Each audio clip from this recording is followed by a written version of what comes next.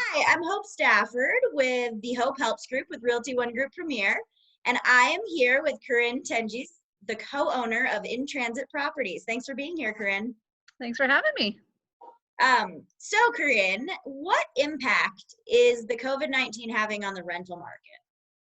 Well, actually, I've seen things, I've kind of seen an uptick in action in the last couple of weeks. I've actually noticed that companies are still relocating their employees, but more towards like the July timeframe, whereas usually it's around the May or June. So it's just a little delayed, but there is an uptick in action, and it was slow for the last month, but we're getting back to it.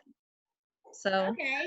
And what policies have you and your office implemented because of the COVID-19? Either, safety precautions, showings, different Yeah, so we do things that, virtual showings mainly now. If someone does want like an in-person showing, we do the 6-foot rule and we all wear masks and gloves just to be safe. But we haven't had many requests for an in-person showing. okay, I did have a walkthrough last week where we all wore the masks and gloves.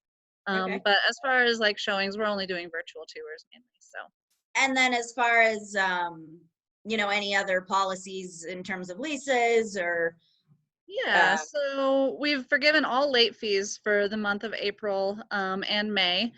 And the majority of our tenants have actually already paid rent. So we're doing pretty good. We have about 90% of the rents in, and just a few stragglers here and there. A couple people have exercised their out clause in the lease because they lost their job or whatnot. But other than that, most people have been planning ahead.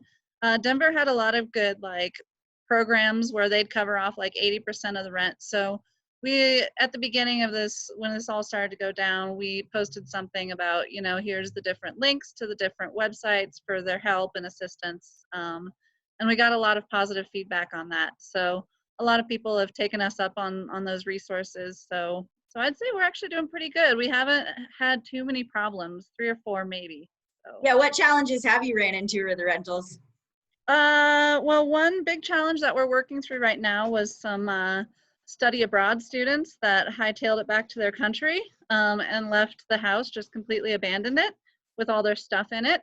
Their lease was up at the end of May anyway, so we are just wondering whether we have to wait to sell all their stuff or what we do with their stuff. They didn't pay rent for March or April right now, but we also can't evict them. So yeah, that's gonna be an interesting one. They left some like somewhat valuable looking stuff that we could probably get some money for, but we don't want them to come back and be like, that was my grandmother's, tea set that was worth millions, and how Right. did you sell it? So we've got our attorneys working on that. I think it's just kind of a wait and see at this point. If we have to wait till the end of May, then we have to wait till the end of May. So we'll see. That was interesting though. Well, good luck. And thank you so much for being here. Go ahead and give your contact information in case people have questions for you about rentals. Yeah, absolutely. So our website is just intransitproperties.com. You can send us an email, info@intransitproperties.com, and that'll go to everyone in the company. And you can always reach us on our office line, which is 303-388-5200. All Thanks so much, Corinne. right, thanks, Hope. See ya.